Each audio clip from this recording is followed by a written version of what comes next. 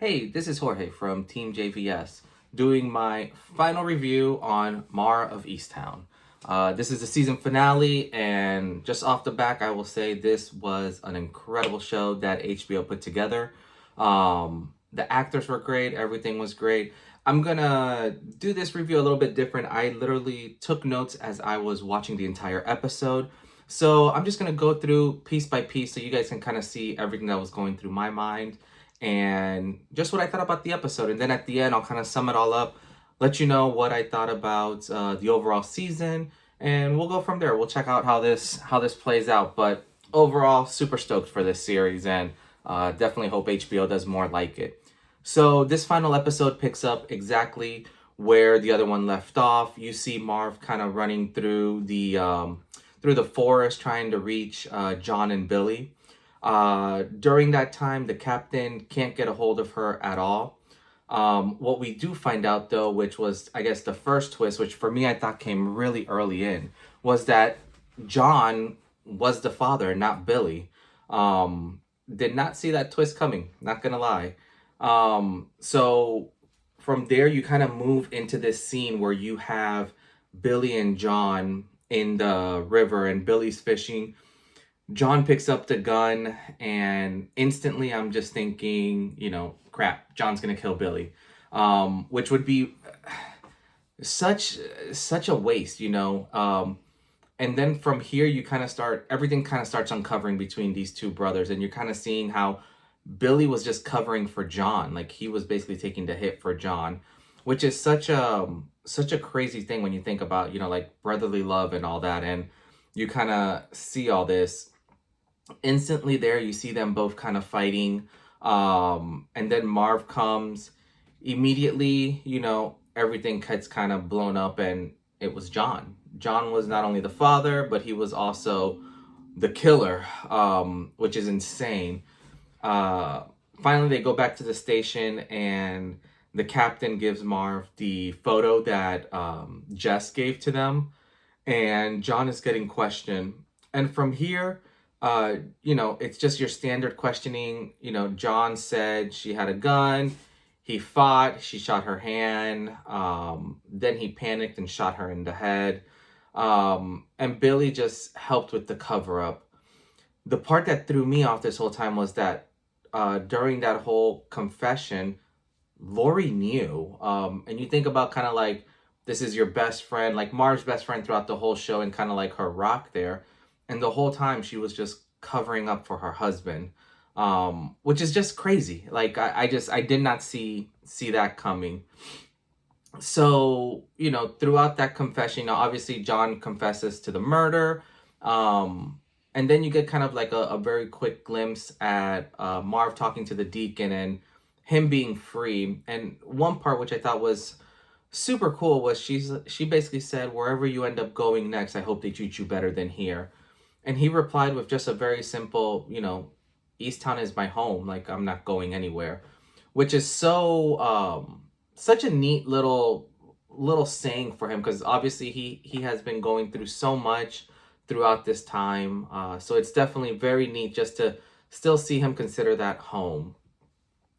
From this, you kind of go to the court scene where obviously John is found guilty. They give him 2 minutes to talk to Lori, and he asks Lori to take DJ in, which like blew my mind that he would even ask that. That to me was just such a crazy scene. And it kind of leaves you with a little cliffhanger because you don't know what happens after that.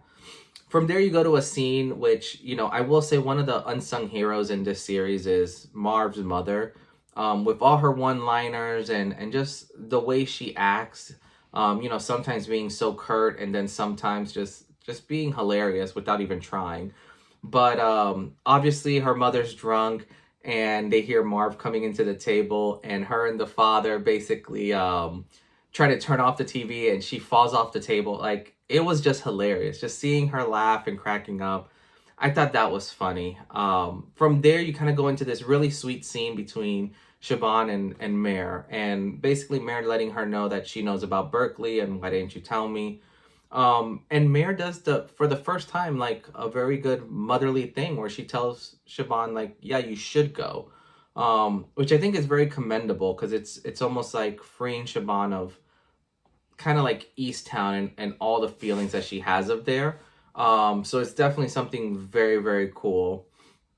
One of the things that Siobhan says as she's leaving that scene is that Easttown is better because you're there, and she was talking to Marv about that, and it's so true. Like it's interesting how this one person can not control, but just have such an impact in the entire town. So I definitely thought that was definitely really neat. Another part, uh, from there you kind of move into this scene where you see Lori at a doctor's office, and lo and behold, she took DJ in, and he's going to get his ear surgery. To me, this speaks volume into the type of person that Lori is. Knowing that that's not your son, knowing that that's basically who her husband had an affair with and all that, and had a kid. She still took it in because she knew that was the best thing for the kid. So I thought that was very, very interesting. From there, you kind of go into the custody hearing, and this scene was so heartbreaking. Because Carly basically confesses to Marv that she basically fell back into drugs, and she can't take Drew. And it was just, for me, it was just very sad because you have this person who's been trying so hard and had everything going against her, um, and basically doing everything right, like trying to do everything right, just to kind of fall back into that, that routine. So that was very, very just sad and heartbreaking, and she ends the scene giving Marv, I guess, kind of this star globe thing that I guess Drew ended up breaking or said it wasn't working anymore. And it's like even throughout all this, like she's still trying to do the right thing. Um, I know obviously we'll never know kind of what happens past that because I think that was the last scene she was in. But I really do hope that Marv and her kind of not necessarily reconnect, but that she gives her the option to still see Drew and hang out with Drew and things like that. Because I think that's definitely you know I think that would be a nice close to that story arc where it's kind of everybody is doing everything right. From there you kind of go into this they're almost like at a Chuck E. Cheese of some sort, like some kids type of event, and the adults are sitting at the table talking, and he made a comment about how odd it was that John basically took both him and I forgot his fiance's name home, and that night that they were having their engagement party, and acted like nothing happened. I thought that was so like just kind of telling of how type of like a cold-blooded murderer like John was at the end of the day. From there, also Marv has such a sweet moment with her mom, where her mom basically apologizes for how she treated her, um, which I think was just so touching. It kind of in a weird sense closes that arc as well.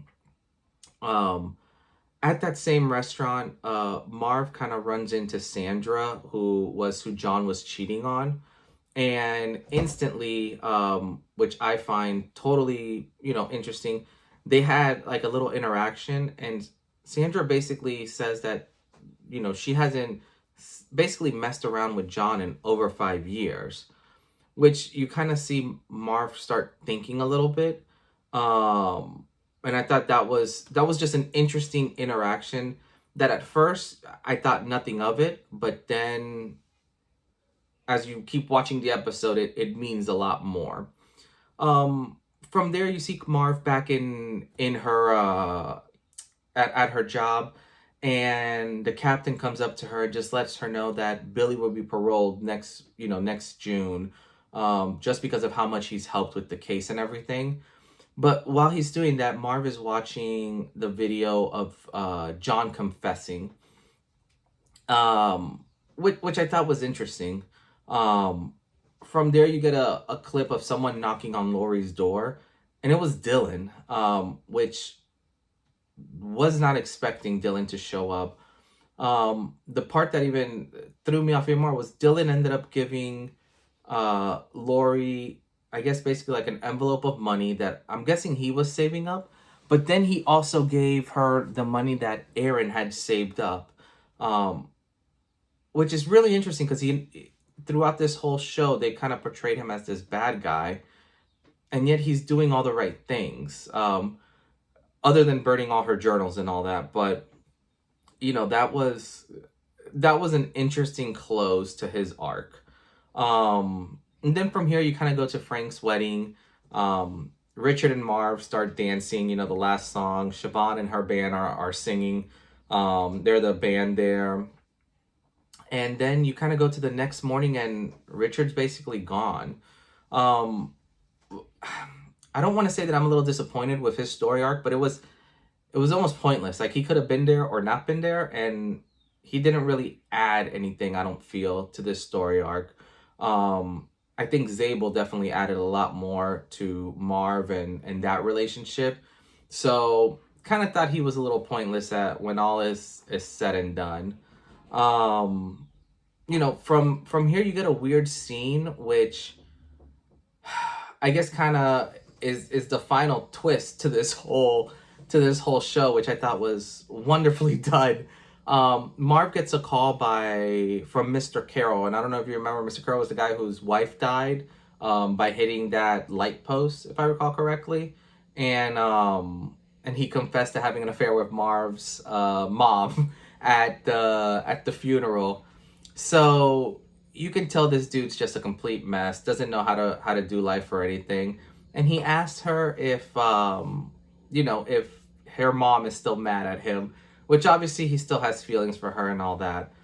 But from there, he kind of goes real quick, and he just lets her know that, he was missing a gun, but then it was found, and it was very weird the way that happened. And Marv kind of picks up on that, and she asks him what type of gun it was, and it was an old cop gun that he retired with. So instantly, right here, everything starts kind of twisting, and you're just like, whoa, you're like, this is totally different. So she asked him, who else had access to your shed where the gun was at, and he just said, oh, it was just me and the kid who mows the lawn. And when she asked him, it was Ryan, which is John and Lori's son. So instantly here, I am flipping out watching this late at night, just throwing it out there, because Ryan had access to this gun. Ryan took the gun, and Lori sees the videos that he had up, and it shows Ryan going in and grabbing the gun. Didn't see this coming at all. Like, blown away completely. So it was Lori's son. Like holy, like Lori's, like Ryan ended up doing all this. And they bring him in for questioning, and kind of Ryan starts telling the whole story, and this ties so many other episodes, because I think like 3 episodes back you hear John and Ryan talking about, like, that was our secret and we got to keep it together. And this whole time Lori thought it was about him cheating, but it was secretly that he ended up killing Aaron, which was insane. So he goes and kind of goes through this whole story of, how he just wanted to scare her, but the gun went off, and then he ended up shooting her twice, once on the finger, and then once, just killing her in the head. So this whole time, you're seeing this brother and this uncle covering up for this son. And talk about a family secret. Like, this just blew me away, because I'm trying to think, how someone would act in this situation. If you found out, like, your son just did this, like, how would you do all this, right? So it's pretty interesting, because in a matter of, like 10 minutes into this, throughout this, you start thinking, and Lori has lost everything. She lost her husband, because he got convicted for killing Aaron. she's losing her son because he's gonna get arrested, and then, you know, Billy is kind of like this, not innocent bystander, but Billy's this person who ends up dying as well. So it's very, very, like, just heartbreaking for Lori. And now Lori also has DJ, who's not even her son, which is insane. So from there, you kind of jump to this scene of Marv going back to therapy and just talking through her with her therapist, which I think is kind of full circle, because she starts off when she starts seeing her therapist as, hey, don't be, so bummed if you can't help me or nothing. And you kind of start seeing this really nice relationship forming between her and her therapist throughout, these, and her therapist only shows up, I'll say, throughout the whole season, maybe 5 or 6 minutes. So it's not a lot of airtime, but you kind of see this progression. So you see her in therapy talking through some things. From there, you kind of start seeing everything kind of coming full circle. Lori visits Ryan in jail.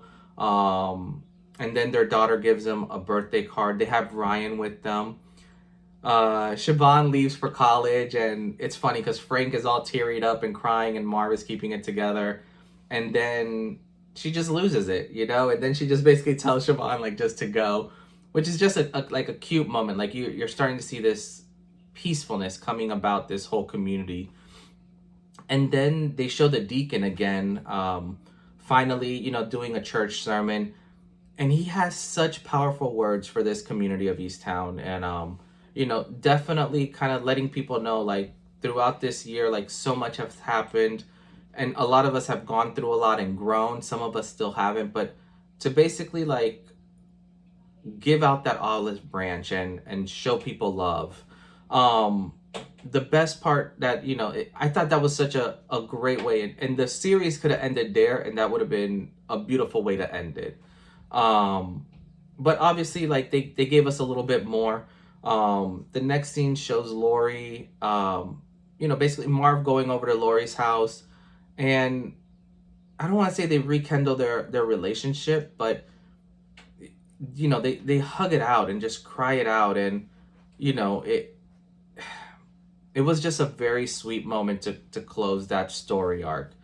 And then finally, the way that the series ends is kind of Marv showing to the world and to everyone that she is over everything that's happened, and it shows her going into the attic, which has such symbolism, obviously, because that's where her son died and everything, and she's basically mentioned how she's never gone into the attic.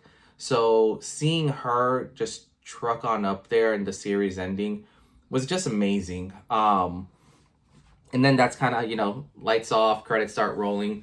So overall, this episode alone, with all the twists and turns, solid 9, 9.5 out of 10. Like, this episode was phenomenal. It was such a good way of ending all these story arcs.